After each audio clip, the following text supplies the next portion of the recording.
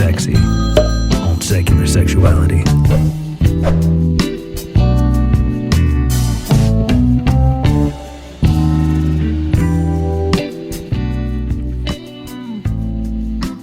Hi everyone, welcome to Secular Sexuality. I'm Bianca. With me, you all know, is Christy Powell. Howdy. He is a sex therapist, educator, and haver. And today, our guest is Kevin Miguel Garcia. Kevin is a digital pastor, creative, and life coach based in Atlanta, Georgia. Is that correct? That is correct. Awesome. Hello, I'm glad to be here. Fantastic. Kevin. Great to have you. So I've kind of been following Kevin. I've been following your work for a while. I follow you. I like your Twitter. I've watched your YouTube channel. And mostly I was just struck by the fact that we seem to agree on like 90% of stuff. Mm-hmm. Like everything that you say, I'm like, yes, I agree with the way you approach LGBTQ equality and advocacy, and the pain caused by Christian purity culture and like the unthinking, dogmatic attachment to a belief structure at the expense of the people who are making up that community. And it seems like the only difference is that you believe in a God and we don't. So yeah. I'm hoping that this interview will do a couple of things. First, for the atheists watching, I hope that this interview is going to give you a little bit more nuance into what it's like to be a Christian who isn't a dogmatic fundamentalist, because they exist and they are allies and they are awesome. And second, for any theists tuning in, hi. We do use curse words Welcome on here, just so you know. Sorry about that. But I hope that this content kind of challenges you and makes you think. I know for me, my deconversion process happened not by talking with atheists, but by talking with more progressive Christians and having them challenge my faith. Sure. So yeah, we'll be digging into kind of your backstory, what you're doing now, what your motivations are, kind of what you see as bad theology and how it kills people. And then, maybe dig into the faith claims a little bit and have a little bit of a dialogue there. But yeah, I think if we're all set, we could kind of jump in. Yeah, absolutely. And I just want to remind everybody that if you've got questions, if you've got concerns, if you think that we're all idiots for even having these discussions, tell us. We're here at 512-686-0279. And call us. Let us know what's on your mind and how we might be able to help. We've got obviously a diversity of opinions, so bring it on. Awesome. Yeah. So, Kevin, just tell us a little bit about your background and maybe your journey out of bad theology. Oof, Lord, it's still every single day. Let me tell you what. Also, I live in the South, and so I, if I say anything that y'all don't understand, like tell me, and I'll Yeah, this is the Atheist Community of Austin. There are moderators standing by in the chat to translate us to the rest of the world. We're from the South. Yeah. Oh yeah. Thank God. You did say that you're from Austin. So I grew up in near Nashville in Tennessee. My mama was the worship leader and my uncle was the pastor. And I grew up thinking and believing that I was severely concerned for anyone who actually didn't go to my church in particular, because we were one of those non-denom evangelicals who think that we have the truth TM. Yep. I feel that. Same. Grew up there. Yeah. And so, fast forward, I was a very zealous child. I had a very interesting, best way I know how to describe it is I had a really weird mystical experience when I was 9 years old. And when I was 9 years old, I just, it's one of those things where I'm still kind of wrestling, about this moment in my story of at 9 years old, when I said, I believe that Jesus is the Christ, the Son of the living God, and had this very intense feeling of being connected to love. And I don't that's the language I put onto it now. I was just very, very aware in that moment that I was connected to everything and to everyone, and that I could belong to something. And then right after that, I had people say, you need to stop being so dramatic. And I'm like, okay, because again, evangelicals, while emotional, they don't want you to be too excited because then you're uncontrollable. And so fast, so I was a pretty pious, zealous child. Like I really had this strong connection to God. Fast forward, I'm like 14, I'm sitting in high school, and I realize that I'm noticing a boy for the first time. That freaks me the fuck out because, Christians aren't homosexuals. We don't struggle with that. And a year later, my father, through a line of questioning, outed me, and then outed me to my mother, who then did the best thing that she thought know how to do and put me in reparative therapy with Exodus International, which in 2006 and 7, in their heyday. And for those of you who don't know, Exodus International was the largest, they called themselves an ex-gay ministry, and they promised hope for change. And when they closed their door in 2012, they not only said, I know, and I yes. Yeah. So like if if you've been following the Bethel drama on the internet, ex-gay therapy in large mass numbers has already been tried, and it has failed. And in fact, the people who left Exodus International apologized for the damage they'd done, for the lives that were lost to suicide, and said 99.9% of people who went through their program experienced no change. And even after hearing that, I said, "Oh, but I could do it because I'm strong, and I'm a stronger Christian." You believe, right? Yeah. Yeah. I believe. And so I became a missionary for a small stint. That was weird. And it was like really in the middle of my mission work that I realized, I said, oh my God, all of this is bullshit. And I can't do this anymore. And so I left the mission field. I was super suicidal, very depressed because I thought it was my problem. Like I thought I was the one who didn't have enough faith, and that's why God didn't heal me of my affliction, so to speak. Mm-hmm. And then I decided to work for said mission organization because, when you are traumatized, you go back to, like, oftentimes, people will be found to go back to their abusers because it's the only way they know how to function. It's like, even though they hurt me, it's like I don't know how to function outside of this family system that I was kind of indoctrinated into. Worked for them for about 6 months, attempted to date a woman, 2 women actually, and engage in a romantic relationship. But what it came down to is I realized I could never love this woman the way she deserves to be loved. And because of that, I said, I can't do this anymore. And we broke up. And literally within a week of breaking up, I got on Tinder because that's what you do when when you're sad, obviously just get on Tinder. I matched with this guy. He invited me to the Reformation Project National Conference in Atlanta. It was the first time I'd ever heard an affirming sermon. It was the first time I had ever heard someone say, God made you queer, and that is not only a good thing, but that is you were created like that on purpose. And that changed everything for me. It was really just this like transformational moment. So like literally within, I came out at my workplace. I got promptly shown the door. Sure. And moved to Atlanta with no job and no money and no prospects, sleeping on an air mattress. And it was these, like, I'm talking like mid-20s struggle bus. And for the past 4 years, I've been writing and creating content about being queer and Christian. And then also more recently, just like what it is to have an expansive spirituality that goes beyond just the Christian narrative. Because like I'm still very much a Christian. At least I like to think I'm a Christian. But then you ask, my Uncle Keith, who's an evangelical pastor, if I'm a Christian, and then it gets a little tricky for him. Right, exactly. Exactly. So, now I am somebody who, I'm an intuitive life coach and spiritual director, and I use all the tools of pastoral care that I learned over the year, along with my practices in mysticism and tarot. And I do a lot of weird shit now, and it's really fun.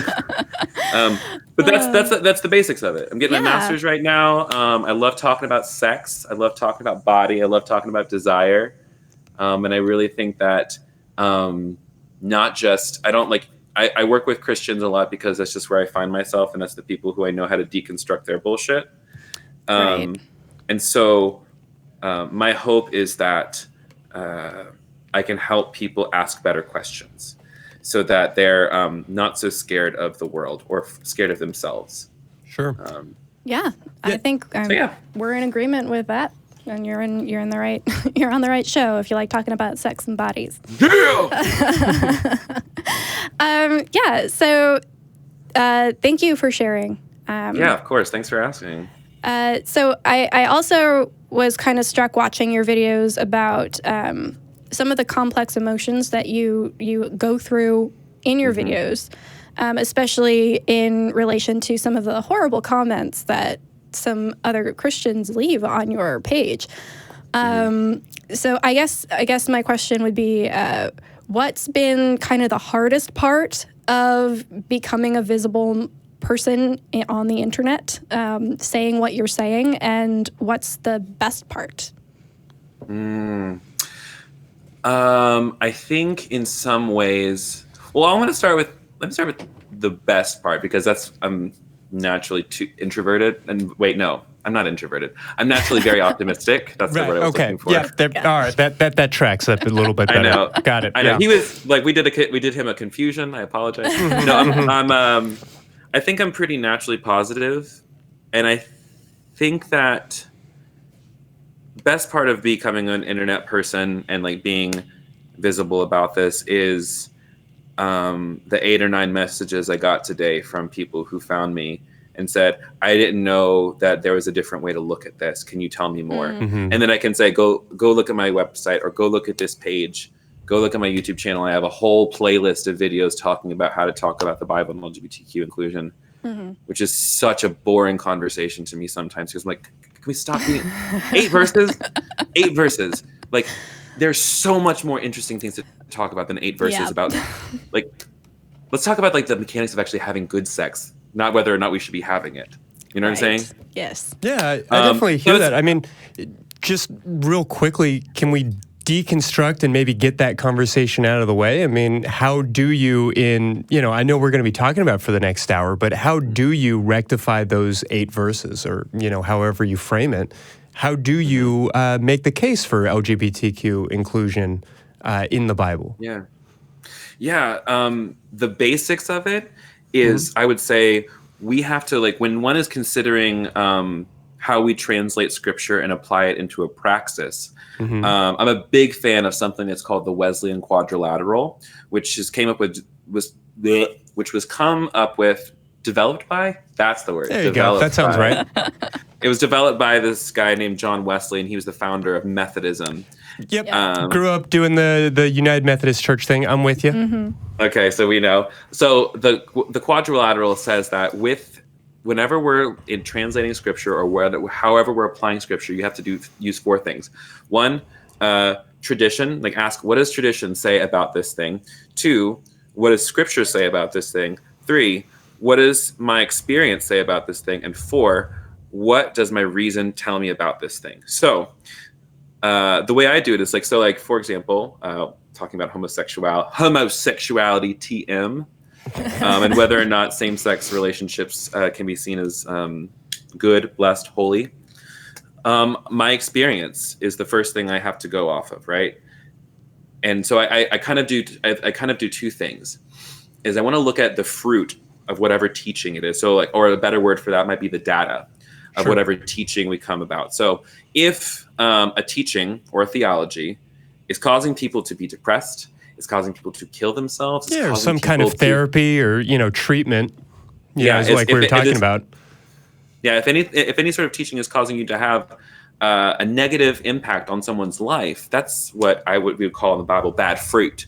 And Jesus did say unto us, you're going to know a tree by its fruit. A good tree can only bear good fruit, and a bad tree can only bear bad fruit. So the fruit of non-affirming theology is separation, is kids being kicked out of their home, is depression and anxiety, is death. And so if my experience shows me this bad fruit, it's like, okay, my reason says that people dying is bad. Okay, that's pretty simple. So let's go back to scripture. What does scripture say about it?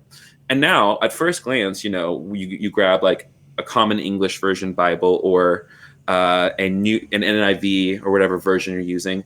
And of course, you read it at first glance, it says, thou shalt not sleep with a man as thou dost with a woman. Or, don't you know that homosexuality is an abomination?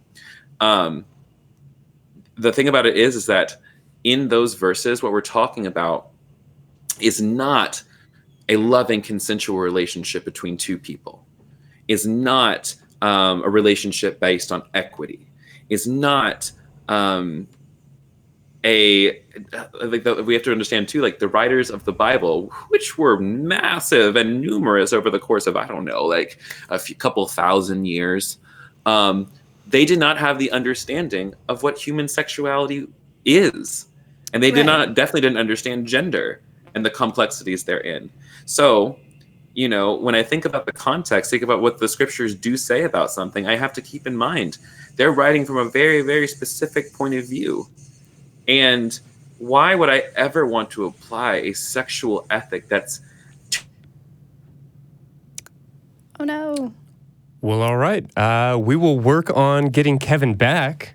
I certainly don't want to respond to him in absentia. Right. But, that being said, some of the things we're obviously going to need to talk about as we're kind of deconstructing all of that is, if the Bible has to be understood in these various contexts and from the people that were writing it and all of these sorts of things, then why read the Bible in the first place? That was going to be my question, was then hopefully Kevin will be able to address it once he gets back. Yeah. But yeah, if we're accepting and acknowledging that there were many, many writers in the Old Testament, as opposed to them all being written, from God. Yeah, exactly. Right. If these were flawed human beings who had an uneducated view of the world, why go to that as a source of knowledge, of scripture, of like what about it then makes it worth reading,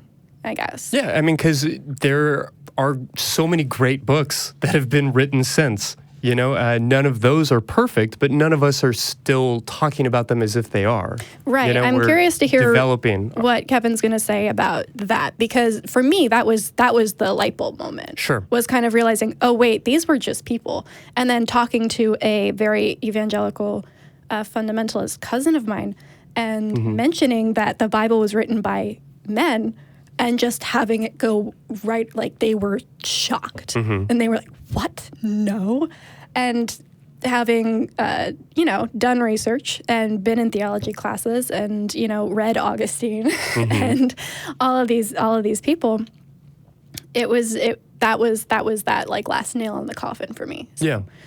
Yeah, for sure. I think we have a call. Yeah, they're still working on getting that sorted out. Okay. And of course, we are still working on getting Kevin back. Thank everybody for bearing with us as we got off to a little bit of a late start and having some technical issues. But yeah, I suppose, again, he's not here to talk about it, but just from what we heard from Kevin, so much of his story seems to line up with mine in a great many ways. The types of churches that he was going to, the types of experiences he was hearing. That not too emotional evangelical non-denominational thing. Yeah. But, I basically, it came down to that singular question for me of, is the Bible flawed? Because if it is flawed, then it's not perfect. And if it's not perfect, then to me, it has no value. Not because something has to be perfect to be valuable, but because if you take the varnish off and you just accept it on its own merits, by your own ability to see those merits, I think you can find much more meritorious literature.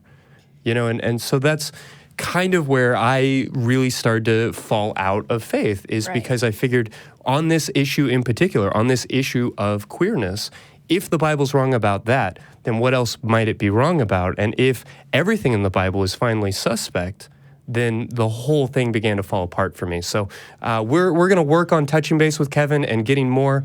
We would still love to hear your questions and how you respond to all of this. But in the meantime, we can definitely jump on the phones if you're ready. Yeah, I'm ready to go. All right, so we're going to start first with Mark from Oregon.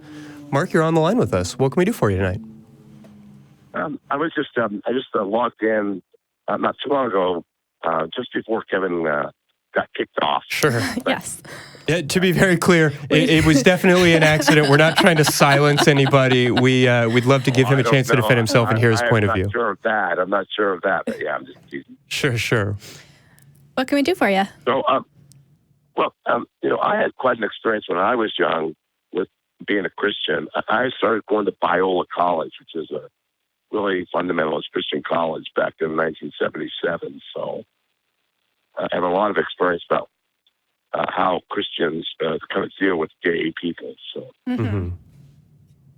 but I wish, I hope Kevin comes back on because it sounded like he was a Christian. Am I correct with that? Yes. Okay, and then he was trying to explain the Bible in relation to how it should be interpreted. Was that kind of in a positive gay sense? Was he, right? I don't want to speak for them, but that's the general gist. Is they believe that the Bible is a way to live your life, but also is positive towards GRSM communities. Yeah, I just don't. From my experience, I didn't have any of that growing up. So I was actually kicked out of Biola for being gay.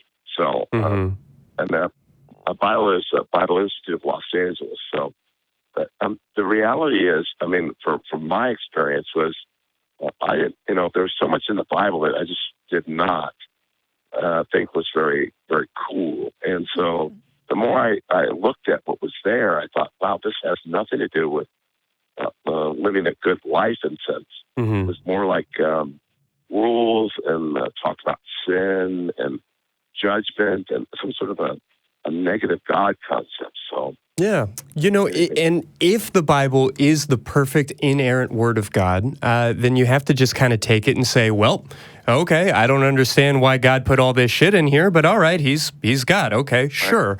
And so for me, when you remove that label and it's no longer perfect, then suddenly the whole thing began to fall apart. I mean, that was certainly my experience, and we are, working on getting that sorted out so we can maybe hear a little bit more from him. But I guess kind of the question to you, Mark, and to really the audience at large, as we still have lines open, is there value in the Bible if it's not perfect?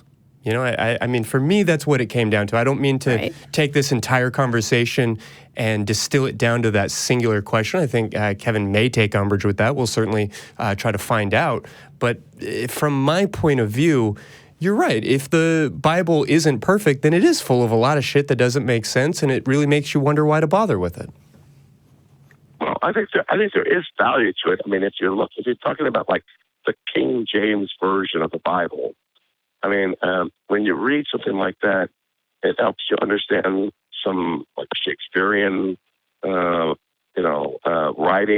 and and there is some sort of value in it that way from maybe a historical document of what people wrote about, how they thought about God. Yeah. Oh yeah. Socially, it's hugely impactful and should be studied. In the same way that the Vedas and the Epic of Gilgamesh and Canterbury Tales, I mean, ancient literature has value. I'm not meaning to dispute that, but we certainly don't come here every week to do this because the Canterbury Tales are imperfect, right? They haven't had the absolute domination of colonialism, of the subjugation of people based on race, gender, sexuality, all of these problems. My dad tells me don't throw the baby out with the bathwater when it comes to Christianity just because of the queer agenda. And I'm struggling to find a baby. I'm struggling to find something of value, something meritorious to hold on to. Again, we definitely want to give Kevin a chance to respond to these things. I don't want to, hit punch below the belt, but these feel like important, significant problems that really need to be addressed by somebody who is, working to maybe reform or change Christianity from the inside. Right, exactly. I think that they should be on fairly soon. But yeah, we are definitely going to touch base on some of those topics that you brought up, Mark. So thank you so much. All right. Well, do you have other callers? We've got, I think. We've got a few other folks on the line. If you had a particular question that you wanted to make sure to pose to Kevin, should we have the chance, I can certainly put you back on hold. Otherwise, I really do appreciate you giving us a call. Yeah, if you want to put me on hold, and if Kevin is back on, I'd like to listen to a little bit. Okay. Because I do have quite a bit of biblical understanding and teaching background from a fundamentalist and evangelical stand. But maybe that's not worthwhile for you guys, or maybe it is. I'm not sure. Well, if you have a question for Kevin, we'd be happy to put you back on hold and then get you guys in touch once he signs back in. That would be wonderful. Thanks. All right. Well, thank you so much. Okay. All right. You ready to take another call? I am. Okay. Talk to Megan in Virginia. Great. Hi there, Megan. How are you today? I'm good. How are y'all doing? Doing well. Dealing with some technical issues, but having a great night. What can we do for you tonight? So I have had some friends that I've known for like 30 years who have transitioned in like the last 5 years. And because I've known them for so long under a different set of pronouns, it's been really difficult for me to get into a place where it's like natural to use their new pronouns and their new names. And so I mean, they're great. Like they know that I'm trying and they don't get mad at me. But I was wondering if there were any other sort of like ways to work on it. And it's also been hard because like trying to talk about these old friends with my parents particularly has been difficult pronoun-wise. It's not a big thing, but, you know, I want to like respect them in all areas of my life and not just when I'm around them. Yeah, absolutely. I think that's a great question. Yeah, definitely. You know, I would say first and foremost that, you're right. It sounds like your friends aren't necessarily miffed by this. And that's an important place to start, an important thing for folks to remember that using the proper pronouns, using the proper name, all of these things are very important. They're how we show respect for one another. At the same time, though I'm not myself a member of the trans community, every interaction I've had with somebody in that group speaks very comfortably and openly and warmly about those types of missteps, those types of accidental slips of the tongue. It definitely is a microaggression. It can be very painful. It can add up in some meaningful ways, but generally it's going to be viewed as just a slip of the tongue. It's very different and shouldn't be conflated with somebody who refuses to use the right terminology and who does that in a very hurtful and meaningfully aggressive way. That being said, it can be a real challenge. I know that it took me a couple of years, honestly, in my professional writing to get to the point where I was consistently using gender-neutral pronouns. That's not necessarily a goal that everybody should strive for, but it's a challenge I set for myself. And one way that I wanted to make sure that I was being mindful of my pronoun usage was to just change everything, no matter if somebody was cis or trans, if I knew their gender identity or I didn't know their gender identity. I started using generic pronouns in all my professional writing. And honestly, that took a couple of years to start to feel natural, to the point where I now write everything that way.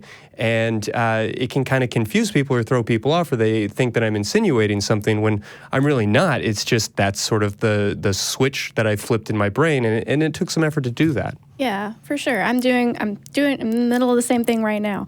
And even like with myself, because I am also NB. And so I don't have any preferred pronouns. Like anything and everything applies to me. As long as I know that you're talking to me, I'll respond and be fine.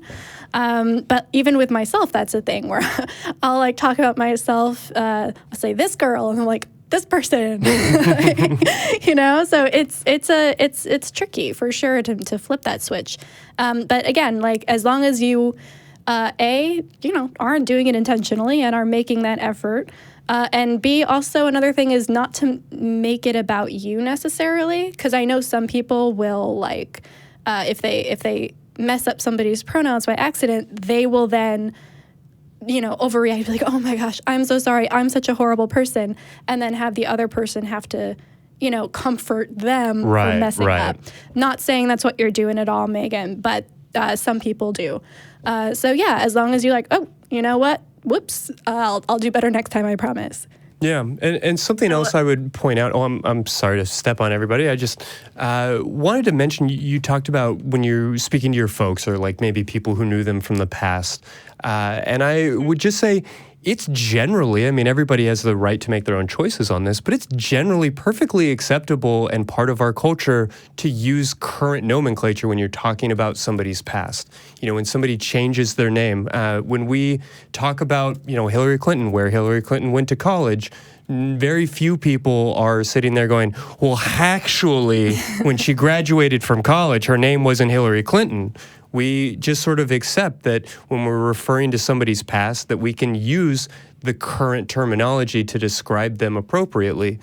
We recognize perhaps that that's who they always were, or in other instances that that's just a change that they made, but socially that's still acceptable. So when people bend themselves over backwards and get themselves all confused by trying to make sure that, you know, every time I mention this person pre-2004, I use one term, and post-2000, it's not necessary, it's not helpful, and it's not something we do in any other part of our lives. So I would really encourage people to not stress about that.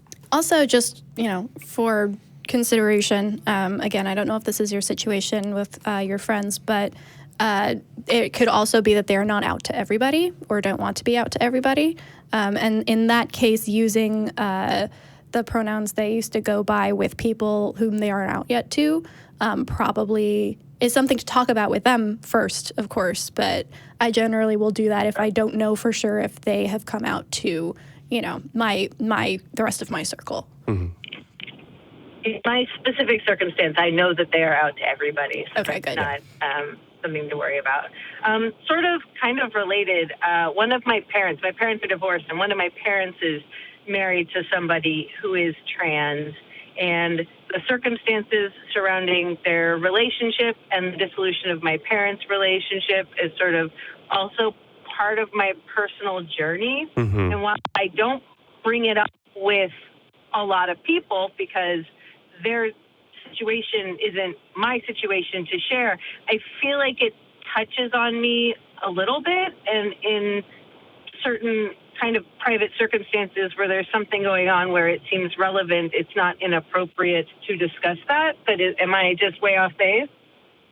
No, I would definitely agree. When you're telling your story, I think that you actually have a right to tell it sort of your way and to express, you know, if this is somebody who you thought of as a father or a father figure who identifies now as a woman, if you thought of them as a man back when this story takes place, I do think that that's relevant. I think you have freedom to discuss that and to communicate that in any way that feels appropriate. You know, that's not to say that they were X, Y, or Z, but when you're telling the story, you're always telling it from your point of view.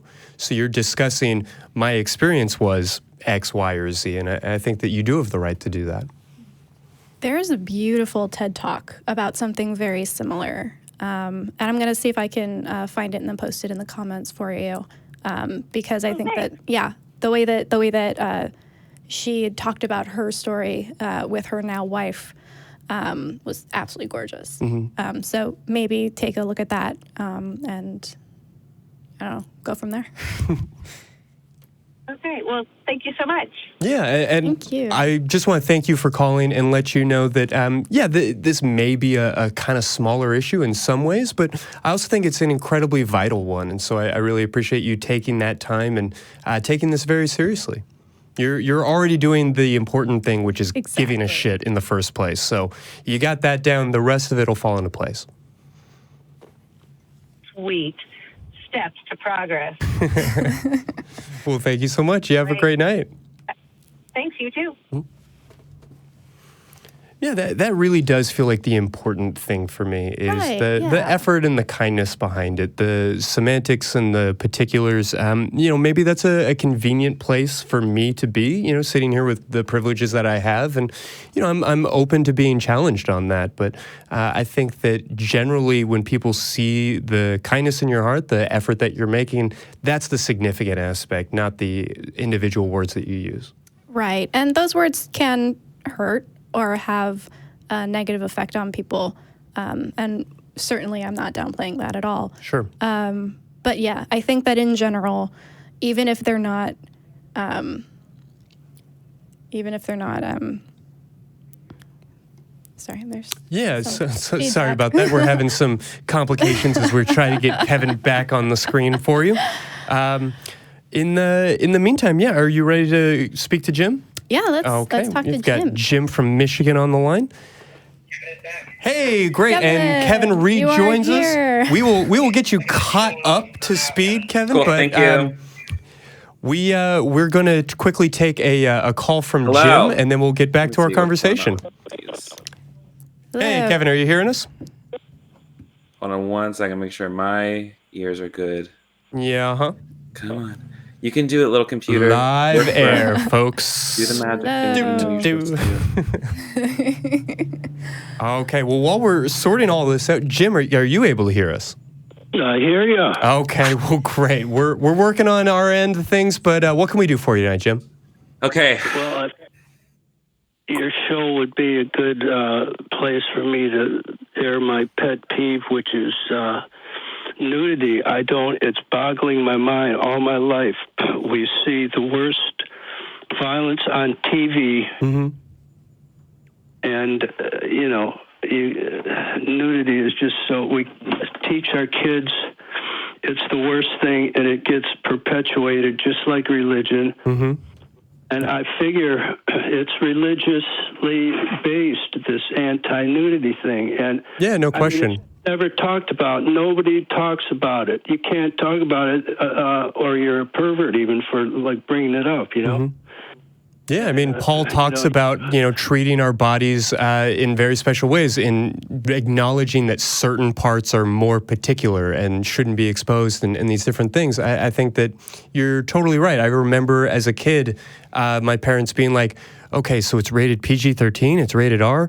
Oh, it's for violence. Right. It's fine. Yeah. Violence is not a problem.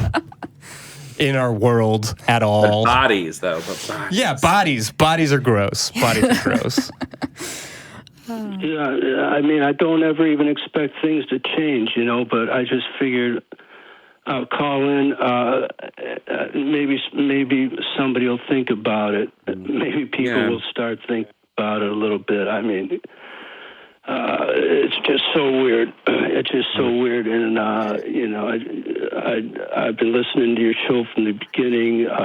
Appreciate that. I love y'all. And Christy, you just seem to have such an eloquent way of putting everything into perspective. And I don't know, just see what you had to say about it. But, I mean, there's nothing you can't say. I don't know if there's anything you can do.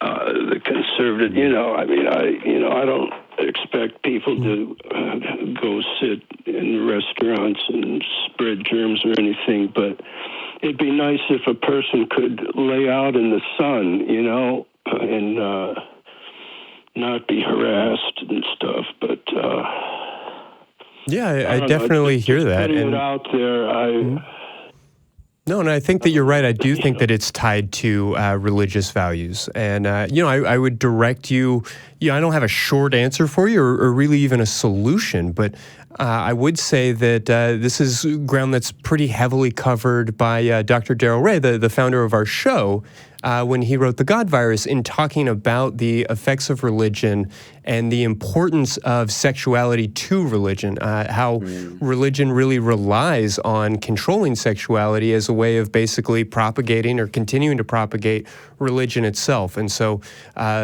taboos and mores against nudity and about shaming the body in these different aspects are really a way to maintain control in a lot of ways. That might be one part of it. I'm not trying to give a grandiose theory of everything, but I think that that's a really significant thing to consider, and I'd really direct you towards that book if you're interested in kind of figuring out more. Yeah, Augustine kind of screwed it up for a lot of us. Well, yeah, it's a real thing. Thanks a lot, you jerk. Augustine, not anybody else in this room. Right. Got it. Yeah. No, appreciate that. But Jim, I know that that's not a solution, but I hope that it helps put some frame of reference on all of this. Yeah, Dr. Ray is pretty cool, but yeah, I'm just putting it out there, I guess, is the only reason I called. Maybe people think about it a little bit more. Yeah, absolutely. But, love your show. Keep it up. Hey, thank you so much. Thank We you, really appreciate Jim. you watching and for giving us a call. So you have a great night. You too. Bye. Awesome. Sorry about that, y'all. Welcome Yeah, back. glad to have you back. I'm happy that we didn't Yeah. have to reschedule. Yeah, and you Yeah. know, I feel the fact that you did come back on makes me feel a little uncomfortable about those 20 minutes of shit I was talking, but you know, it's fine. It's fine, right? Whatever, we're good. No, absolutely. Talk like I'll just I'll direct my followers to just send y'all a bunch of hate. Oh There yeah, you dox go. me. Bring it on. Oh, for sure. No, I could never. I could never. Oh my gosh. Okay, so I think what we'll do is we'll jump into a couple more questions with you. Sure. Give you a little bit more FaceTime now that you're back with us. And then I know we had a caller while you were gone who wanted to kind of maybe dialogue with you a little bit about your interpretation of those 8 verses. So we Sure. might bring him back on in a little bit. But so I guess my questions now, because we talked a little bit about what you believe, why you believe it, how you've kind of you help people. I think the term was deconstruct their bullshit, which I'm a fan of. I like that.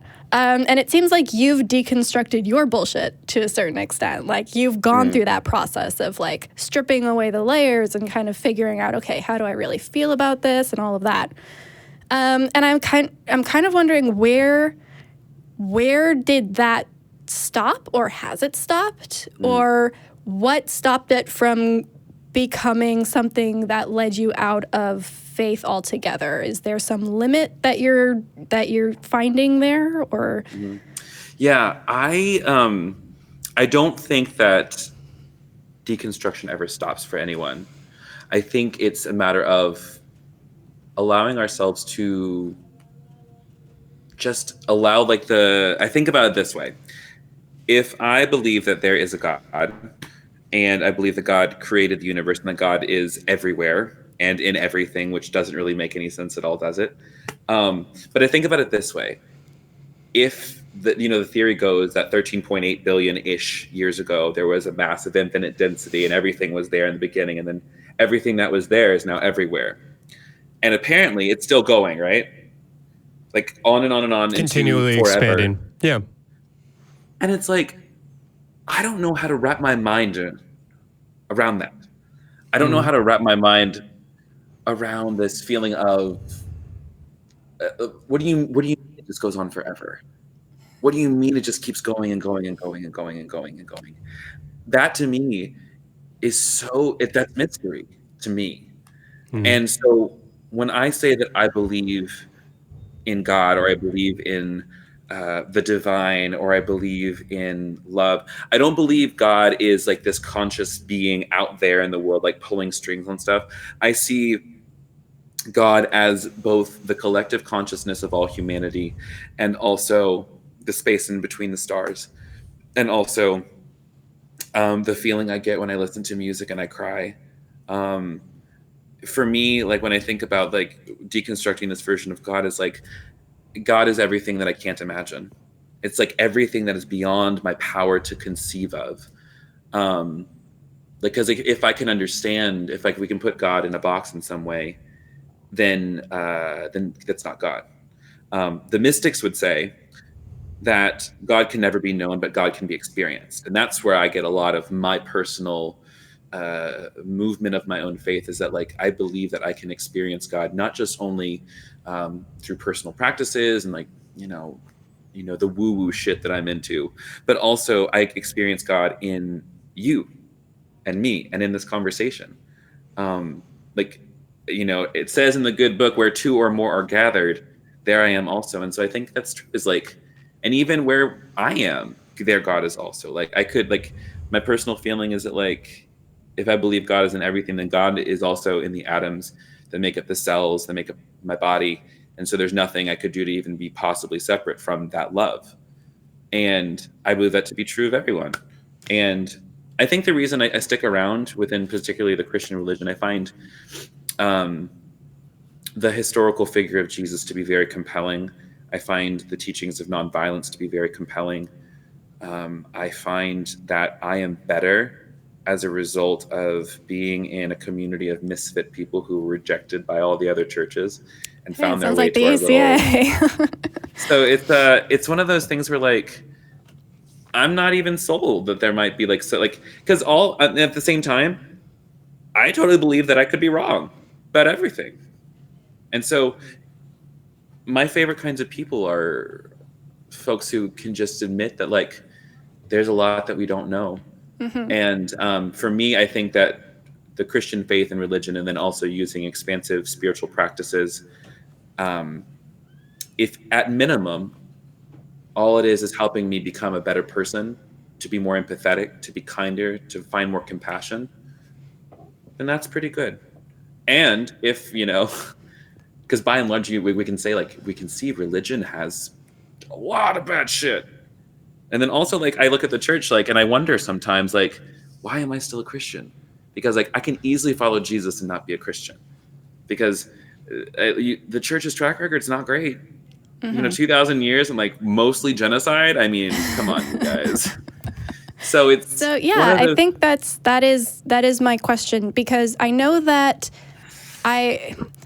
I'm fascinated by your description of God, because it sounds like you're describing very concrete physical things with a very kind of esoteric language, which it's a thing. It works for some people to perceive the universe in that way.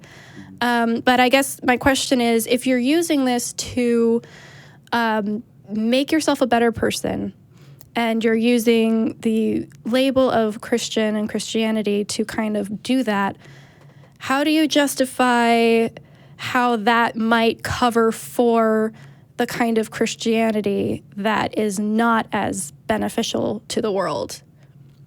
I don't cover for it. Like that's the answer, is that like all the shit that the church has done over the past 2,000 plus years, that they said this is in the name of God. God gave us this land, so let's kill all the natives. God doesn't want you to have an abortion, so we're going to, create all the things God wants us to conquer.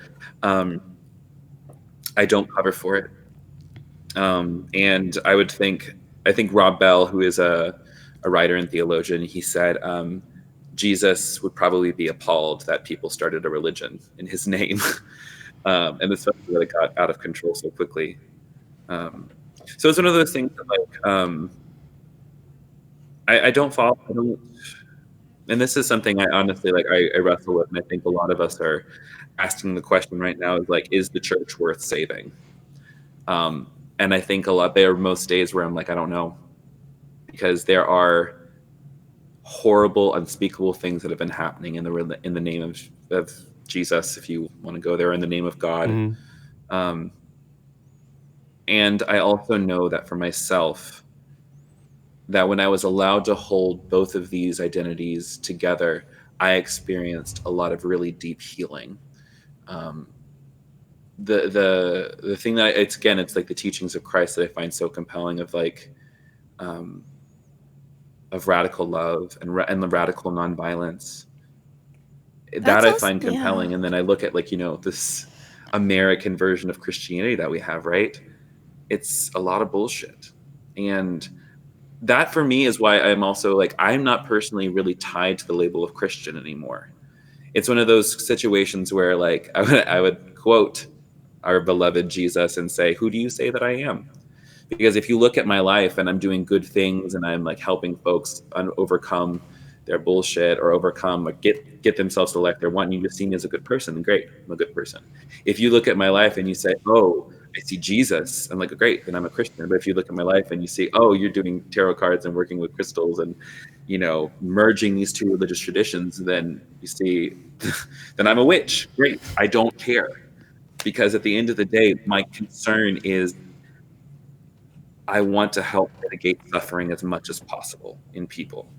And for me, the language that I grew up with, the language that I use to talk about, has traditionally been Christian language. And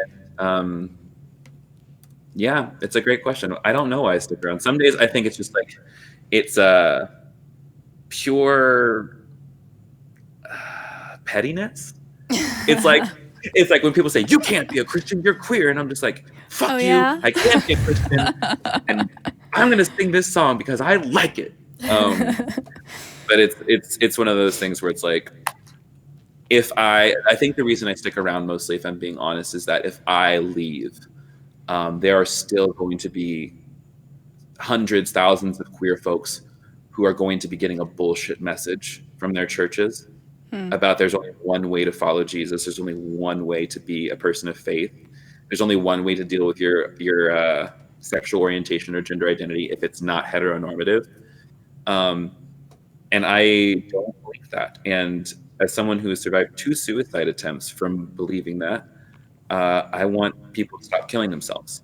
And the only way for people to stop killing themselves is if they know that there's another way. And so that's why I'm here. I stick around because like I'm committed to the liberation of my people. And that's where they're at. It's definitely thought-provoking, and I hear that. If we do de-deify Christ, it makes me wonder why, you would not have a church around Jane Goodall or, excuse me, Martin Luther King, or, if we just start throwing out historical figures. And I definitely don't want to belabor the point. I know that we could have this debate all night, and so I do want to make sure that we're talking about some of the more important things about the role of allyship and about what the church, or maybe the left of the church, or wherever you find yourself, may have in common with the atheist community. But yeah, it's definitely challenging to me to think about, okay, if Jesus is a historical figure with some beautiful things to say, again, there are so many really beautiful people that I think would perhaps be more deserving in a lot of ways.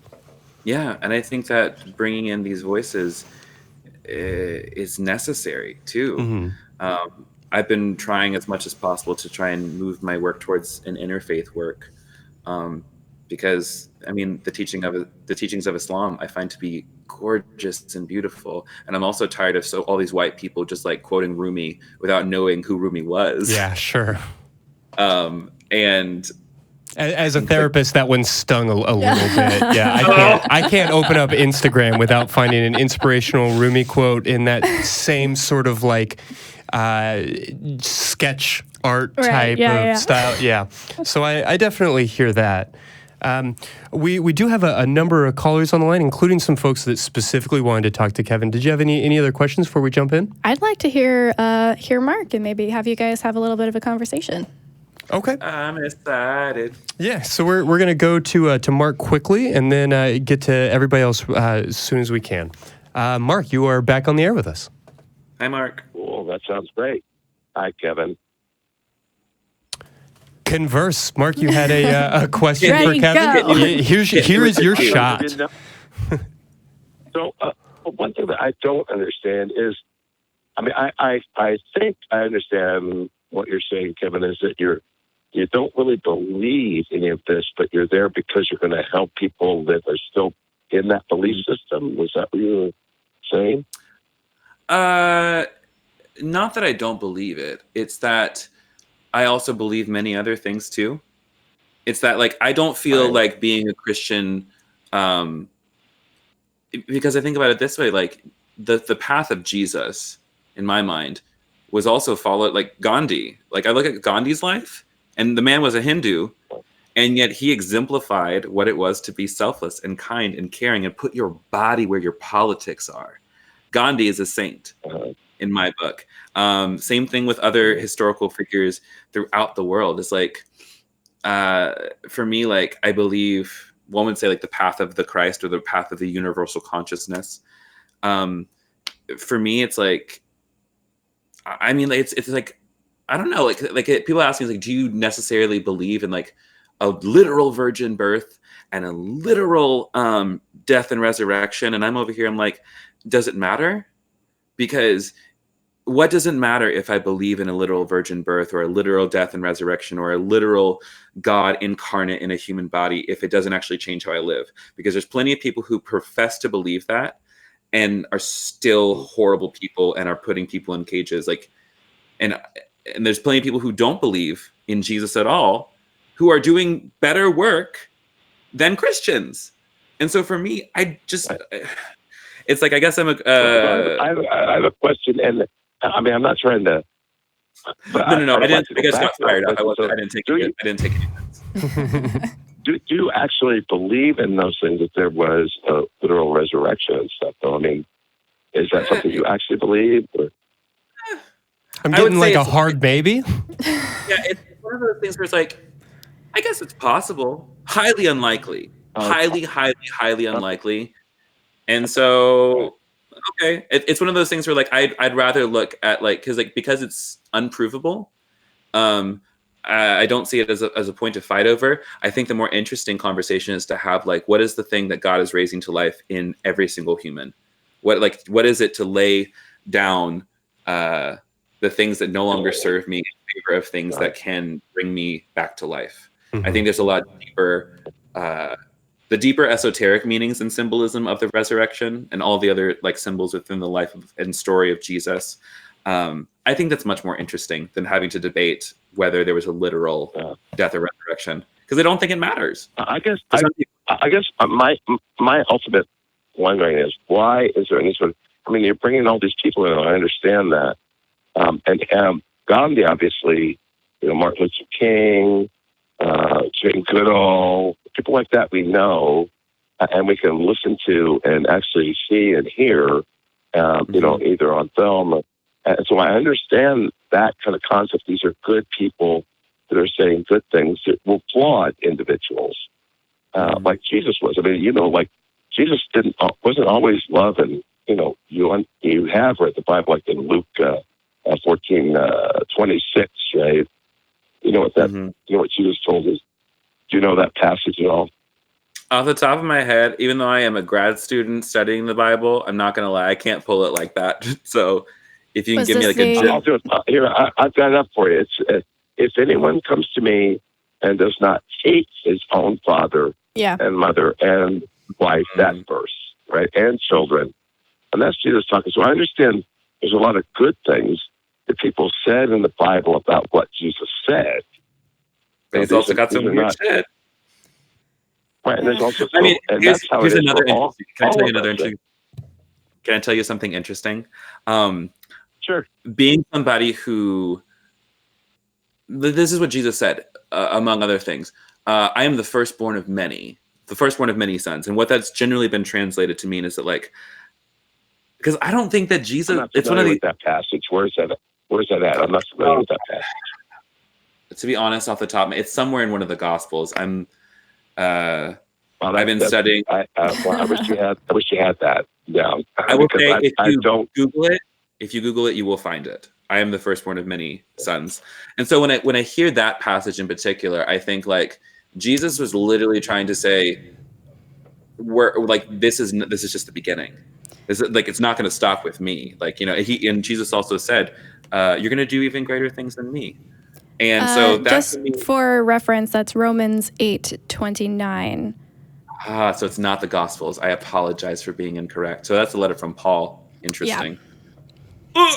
But when I think about this is like, I don't take the Bible at face value. I don't take the Bible, quote unquote, literally. And I think that there's this misconception too, that every single Christian looks at the Bible and takes it word for word. Mm-hmm. But we have to, like we said at the beginning, like look at the time Jesus grew up with, like the time that Jesus was on the earth. Patriarchy was the norm. They didn't have the word patriarchy. It was just that men ruled the world. There was actually a passage where a Syrophoenician woman comes up to Jesus and says, "Please come heal my daughter." And Jesus says to her, "It is not right for us to give bread to the dogs." Basically saying, I came for the Jews. I didn't come for you, Syrophoenician, you mixed breed dog. And she said to him, "Well, even the dogs, get the crumbs from the master's scraps from the table, right?" Yeah. And so what I see, I was like, this woman challenged Jesus in real time, and he changed his mind, which says to me, Jesus was wrong. And Jesus recognized his wrongness. And so if I follow in the same path, and I believe that as it would say also in Romans, I think that we are co-heirs with Christ, then I'm allowed to argue with it. I'm allowed to look at this text and say, that doesn't sound right. That doesn't sound good. Like my reason and my experience tell me that this is not good. So it's like it's one of those things where we're allowed to argue. I just have a problem because I understand that you can have good teachings and stuff from all sorts of people or people who thought they knew people or were told about people that existed, but I just don't see how. I don't, if, you mentioned tarot cards and stuff like that. I mean, it's all kind of this feeling about, a God thing out there. And I think the problem is if we start dealing with that, I mean, it's great to take people out of that kind of a super ancient kind of a teaching thing and say, well, this isn't really how it is. But when you say, when you're drawing people back to the Bible and showing the verses in the Bible, and you say, see how good this is, I just pick and choose. I mean, I don't understand how that works in the long term for people to understand the reality that we are here, we deal with each other, and there are good things about all sorts of different teachings, and perhaps some better things about some other teachings. Yeah, but I just don't understand why, in the classic sense, I don't understand the Christian name tag, I guess. I'm just... Yeah. I mean, I wish I had better words for you. It's one of those things where, like, I think had I grown up in another religious environment, like had I grown up in Southeast Asia, I might have been Buddhist. Had I grown up in the Middle East, I probably would have been Muslim. It was just the religious language and heritage that was handed to me. And I don't know what to say beyond just like, for me, it carries really, really deep meaning. And I understand that for other people, it doesn't. And I also think that every single person on this planet has wisdom to glean from, that their story can be seen as just as sacred as the Bible, if not more sacred. I just see so much negative revolving around religion right now. I mean, without a doubt. And you're really not wrong, Mark. I agree with the points that you're making, and this to me it starts to feel like the conversation that we've been having in some form or fashion pretty much most of the night, which is only to say that while I certainly agree with you, I don't know that there is any lever that we could pull on, any like particular fracture point that we could find where all of a sudden this is going to make sense to both sides of the aisle.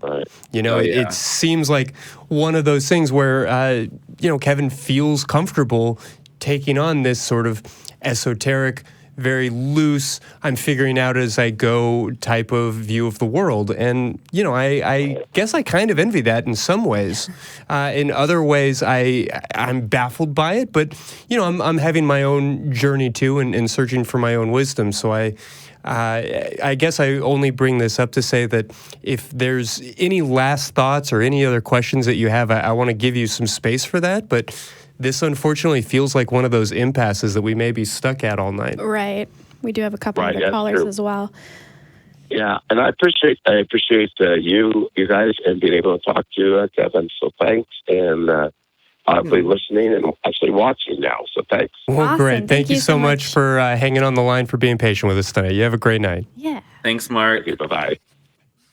Yeah, I think this is interesting. The best kinds of conversations, guys. I'm very happy right now. This is what I was doing all through undergrad, was just cornering people and making them tell me their theology.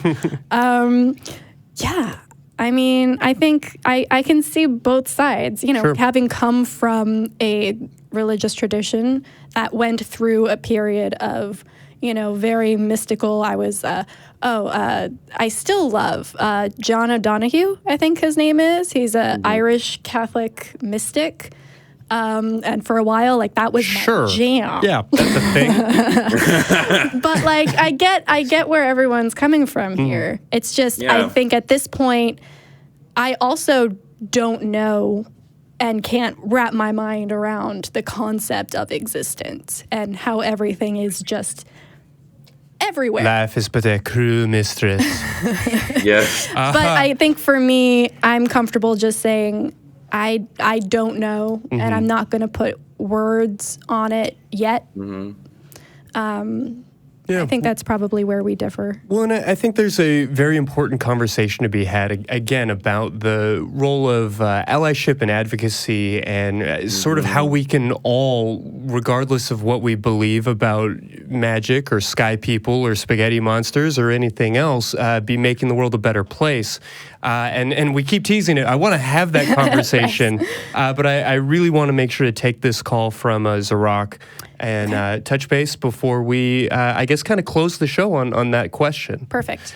So, Kevin, if you're willing and ready, Zarak, we'd love to hear how we can help tonight. What's on your mind? Hi. Hi. I was kind of struggling with this. I wanted to know if, like, wanting to be asexual is okay, not actually being it, but, like, that's what I would prefer to be. Sure.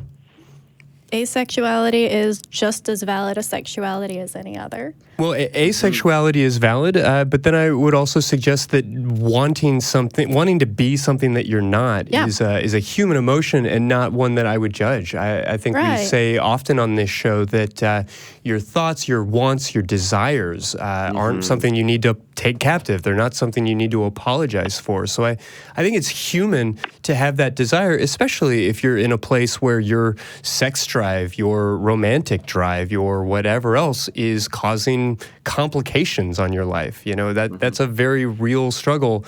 And if you're finding yourself lonely or unable to make time or unable to find a sexual partner or just struggling in those ways, wishing you could delete that part of yourself makes sense. I mean, if I didn't get hungry, I wouldn't have to stop what I was doing or be a total asshole to my girlfriend when I haven't had any dinner. I think that desire to delete that part of your source code or to change who you are is a very human one. But I would encourage you to recognize that you are who you are. And while that may shift or change and have some fluidity to it throughout your life, it's not a flip that you can switch. And I think it can be a little dangerous to maybe deify or to look overly jealously towards some other type of sexuality. You know, there's not a small part of me that thinks about or desires to be a lesbian. And I don't want to throw that out there cavalierly, and I don't want to be too weird about it, but I think that a lot of straight cis men have that desire, and that can lead to fetishizing lesbian sex, and it can lead to a lot of other issues and concerns. So I know that's a very long-winded answer, and I definitely want to hear more from you and give you a chance to jump in, but I think that's kind of a way of framing the conversation. I don't know, I feel like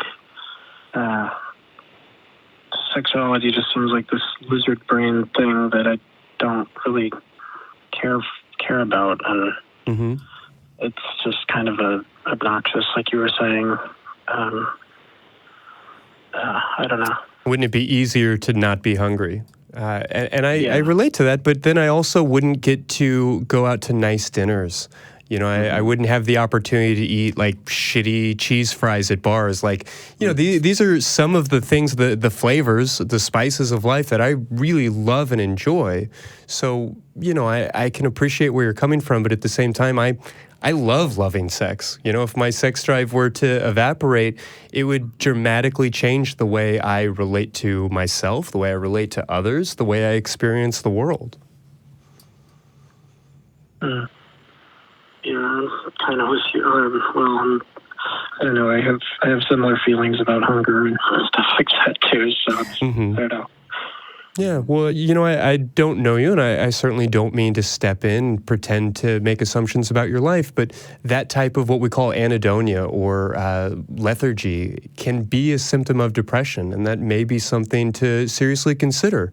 You know, working with a counselor, therapist, psychiatrist, or some other practitioner to understand why you're not enjoying these aspects of life. The Recovering from Religion Foundation, got that right this time. Last time I messed it up. Has the spearheads the Secular Therapy Project. So if you go to their website, you can find secular therapists in your area to maybe talk about this. Absolutely. Thank you. Yeah, absolutely, and we really appreciate you calling the show. I hope that you'll take that into consideration. There is obviously, as we're talking to Kevin, there are a million different, or perhaps 7 billion different views on what the meaning of life is. But I'm personally of what we would call maybe the psychodynamic perspective, or just this very simplistic idea that life is about wanting things and then getting them, and wanting them too much can hurt, but not wanting them enough can leave life kind of flavorless and feeling meaningless. And so, if you find yourself in that place, there certainly are things that can help, and I hope you'll take advantage. I was just wondering, is it fair to compare it to not wanting to participate in drinking or something like that? Yeah, I definitely think so. I mean, in a lot of ways, there is that sort of same sort of social isolation in a certain way. There's no need to drink alcohol. There's no need to go out to bars. That's not something that people have to have by any means. And so plenty of people opt out of that. There is a social cost with opting out of that, and that cost is worth paying for many, many, many people, and I would encourage them to continue to do so. But opting out of sex is also going to have a social cost in some ways. And there's nothing wrong with that. That's a choice you get to make. You're totally welcome to never have sex again, to never masturbate again, if you never want to get another erection again. That's certainly a choice that you have the right to make. But there is going to be a cost that comes with that. And if that's a cost you choose to pay, then we totally support your decision to do that. Okay. Thank you. Yeah, absolutely. Thank you Appreciate you giving us a call. You have a great night. Take care, man. Friend, sorry, I don't know how you identify. I apologize.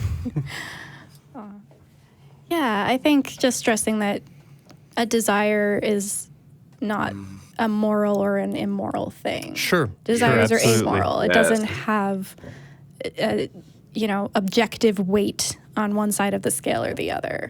It's just what that desire may prompt you to do. If it's harmful to other people or to yourself, that then we take that into consideration. But wanting to be asexual, I get that. Yeah, and the more we study psychology, the more we understand the brain, as we're still very much sort of tinkering around in a dark room, bumping into things, trying to figure out how this stupid thing works. Oh my gosh. We recognize more and more that, playing whack-a-mole with your thoughts is only going to make them worse. That trying to tell yourself, don't think about pink elephants, don't want this, don't think about that, is going to drive you crazy. And so, the simplest, shortest answer to Zarok's question, is it wrong to want? I would certainly say no. Wanting is absolutely not wrong. Now, if you find yourself having those desires, it might be a good idea to ask yourself why, and then what are you going to do about that? And I hope that thing that you do is respectful of people who are, in the asexual community, who are ace or aro, and, these different things. But that desire, I think, is very human. Mm-hmm. Amen. I appreciate that, right? Also, what you were saying, that is the first time somebody has amened me in quite a while. That's a flashback for me. I appreciate that. Listen, that's a good Southern Christian woman, let me tell you. I'll see you at the potluck. Oh my gosh. Okay, so we've only got about 10 minutes left. I would love to talk a little bit about allyship and advocacy for the queer community. So I guess tell us a little bit about what you do for the community, and because I know you've got a podcast, you've got a blog, you've got a YouTube channel, you've got a summer camp, I think, that's happening soon or in the works. Wow, yeah. They gave the gay Christian banner a summer camp. I bet you get so much hate mail. Not yet, but I plan on getting it. Yeah, good luck. So a few weeks ago, I'm in the process of launching my newest project, which is called Big Queer Adventure Co. And we're dedicated to creating spaces, events, and experiences for LGBTQ people to find deep inner healing, chosen family, and rediscover their wild life. And that's the nice elevator pitch. I'm sold. Yeah, what's this going to look like is I want to create, among other things, a summer camp for queer adults to come hang out, be among other queer people of faith, or I always tell people, I'm just you don't have to be Christian if you don't want to. I have so many like queer friends who are just like, yeah, it's just not for me. Faith is not for me. I'm like, all right, cool. I really don't give a shit, to be honest. But I want you to have space to heal, and I want you to have space to connect deeply with people, because I think that's the most important thing in the human experience. It's exactly what you said. It's just like, what do I want? How do I get it? And how do I, love people along the way? That's good religion right there, in my opinion. Or maybe good religion is no religion. But we'll get into that later. Other things I do, I have a YouTube channel where I discuss issues of faith, sexuality, gender, and justice. I was writing a blog pretty regularly for a long time, and still a lot of like my older posts are, my OG essays, which honestly, you ever go back and look at your stuff from a couple years ago and you go, don't do it. Don't do it. It's the best way to shatter your own confidence. Yeah. Or it's also like a really lovely way to like have a front row seat to your own evolution. Oh my gosh. Facebook memories just kill me. Oh, man. I mean, this show itself has been on the air for a year, and it's real hard. It's real hard for me to scroll back through the old videos. Yeah. So I do that. I also have a podcast called A Tiny Revolution. We're getting ready to, I keep saying I'm getting ready to drop episode 100. I have been really fucking stressed out this summer, like trying to get this new business venture off the ground. So my podcast is coming back this week. So you can find A Tiny Revolution wherever you listen to your podcasts. What else do I do? I think that's like the big things. Like I've been doing videos, blogs, and podcasts. I go places and speak. Yeah, I'm hoping. Oh, one big thing, I guess this is fun to share. I'm writing my first book, which is going to be called Bad Theology Kills. And it's going to be dropping hopefully middle of December. So I'm hoping to take on all of the bullshit. Nice. But not all the bullshit, because how could you take on all of it? In only one book. That's a very long book. Part of like the editor side of me is like, ooh, mid-December, are you self-publishing? Who are you publishing with? Who did you do your marketing? But I'll leave all of that for another time. Yeah. I think how can non-theists and atheists and skeptics help? What does an allyship between theists who share these goals and atheists who share these goals look like for you? It's whatever is the most good for the most people, I think.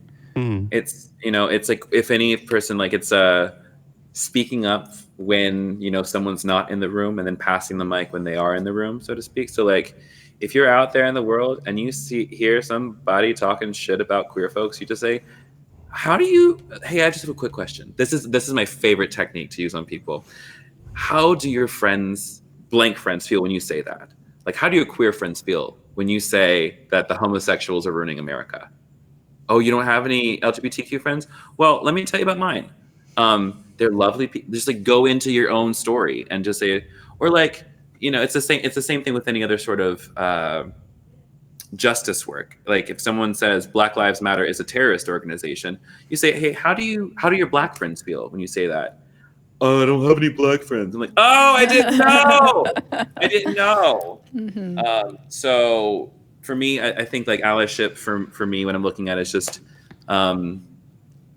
because at the end of the day, like I think everybody wants the same thing. Like not everybody. Because a lot of Christians want power and empire, and they want to dominate and like impose their morality on everybody else. But the rest of us who are here for collective liberation, I think that's what we're all going for: the collective liberation of everybody and everything. And so when I think about what we want, I said, I want you to have the same opportunities to experience joy as I do. And anything that gets in the way of that is wrong.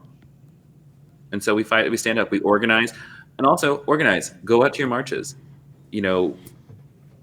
sign petitions, put a post on your Facebook page if that helps. Like, it's one of those things where like everybody's very, very traumatized these days, and for obvious reasons.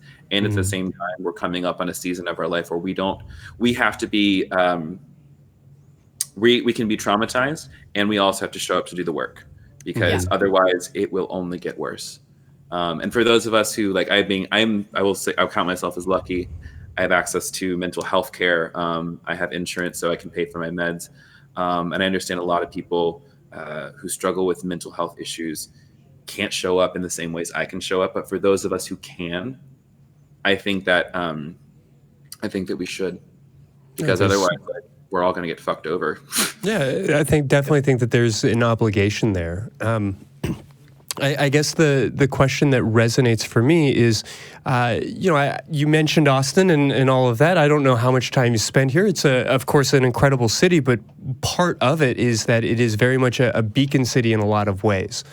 This is a place that so many queer kids who got kicked out of, rural Texas and a lot of rural parts of the South end up here. So we have a huge community of that. We talked to a number of different folks who have come in and done interviews with us that put on queer art or performances of these different things. And they've explained about how they've looked at going into other cities and things. And there's just such a specific culture here of, I guess, kind of misfits and folks that are all being drawn to that, that pink light in a lot of ways. And I think that extends to the churches here as well. I am aware of a number of queer Christian organizations here in this city, and I don't know about that kind of advocacy work or that type of group really existing, at least not in these numbers, in the rest of the country. So here in this city, as people who really have no interest in propagating the notion of a God that can't be proved, not that it doesn't exist, but, I don't necessarily myself feel any time should be wasted on trying to think about it when there's just no evidence to support the notion. All of that being said, what are we doing together? I mean, what opportunities are there for allyship between the, I guess, progressive or queer Christian community and atheists, or really just any decent human being who is, eager to see the world furthered or advanced in these ways? Yeah, I think one big thing around public policy that anyone can get on is trying to work for making conversion therapy illegal. And what I mean by conversion therapy is same thing as reparative therapy, ex-gay therapy, any sort of program that promises or says that they can help you change your sexual orientation or gender identity so that you can be acceptable to God. These programs, I mentioned Exodus International right now, Bethel's Once Gay movement is starting to get a lot more traction. And so I think the one thing that we can all unite on is saying, this practice is wrong, and it has been shown to mentally, physically, emotionally, spiritually devastate people, to tear apart people's lives, to cause people to take their own life. And so in my opinion, it's not even my opinion, it's just the truth. It's we have to stop this. Yeah, absolutely. So, there are many movements across, I think Colorado recently just passed a ban on ex-gay therapy for people 18 and younger. And in my mind, I'm hoping in my lifetime we can get it passed across all 50 states that this type of practice would be made illegal. Because here's the thing is that ex-gay therapy exists in all sorts of different forms now. They don't call it ex-gay therapy, and they don't call it conversion therapy. They don't call it, their branding is really good. Let's be honest. It's sexy and it's beautiful, and it's we want you to be a part of our family. But really, it's toxic theology that's killing people. And so part of the work and the reason, again, I come in to do the theological work of things, and then I also want to come in and do the work of organizing, because at the end of the day, we can have 1,000 different conversations with pastors around why they're being shitty to their people, and that's not going to move them at all. But what is going to move people? Organizing them, getting the stories that actually matter in front of lawmakers, so that we can make this practice illegal. I think that's one thing. And then on top of that, all of our liberation is interlocked anyways. So it's if we're not helping out every other community that's getting, shit on, then it's not really justice, is it? Right. It's all the same issues, just different facets of it. Yeah. But I think off the top of my head, that's a clear one that we both that's a good suggestion. It's finding those issues that we're on the same page about. and accepting help from all sides. Because you're right. I mean, to be very clear to the audience, there have been bills attempted at the national level, but nothing that is stuck. But this is a practice that is vehemently opposed by the World Health Organization, the Center for Disease Control, for the American Psychiatric Association, because it is incredibly damaging and absolutely evidenceless. So it's madness to me that it's not something that has already been shut down. But here we are. Welcome to America. Right. I think that this is good. I think that this was a good conversation because right now, I think there are a lot of people in power, a lot of politicians who are counting on the us versus them mentality. Mm-hmm. And they're counting on, okay, we've got the Christians, or like we've got the liberals, or, however they want to slice it. And then they get their little section of the pie and they can count on those votes or they can count on that support. But if we have these conversations and we're like, oh, wait, we agree on this, we won't stand for this, suddenly we are a much larger force to be reckoned with. Absolutely. Yeah. I see myself having a lot more like in common with like atheists these days anyways, if I'm being honest. It's one of the, and also just like what I love about hanging out with atheists is like I don't have the pressure of like being on. Yeah, you don't have to explain it over and over and over. Oh, it's like there's like God's probably not real. I'm just like, you're probably right. It's fine. That's what it's like. Well, the water is pretty warm, and we've got cookies over here. So just let us know if you'd like to come over to our side. Oh my gosh, or at least visit the ACA. At least stop by when you're in town. Yes. Oh I my will, gosh. I promise. Kevin, this was amazing. Thank you so much for being on with us, even through the technical difficulties, and for sticking that out. I had a blast. Oh my gosh. Absolutely. Well, yeah, we're at time, so I suppose I just, again, would like to say thank you to Kevin. I'd like to say thank you to everybody who called in, everybody who we did get to talk to, and everybody we didn't get a chance to. I do apologize as we were kind of stumbling through everything tonight.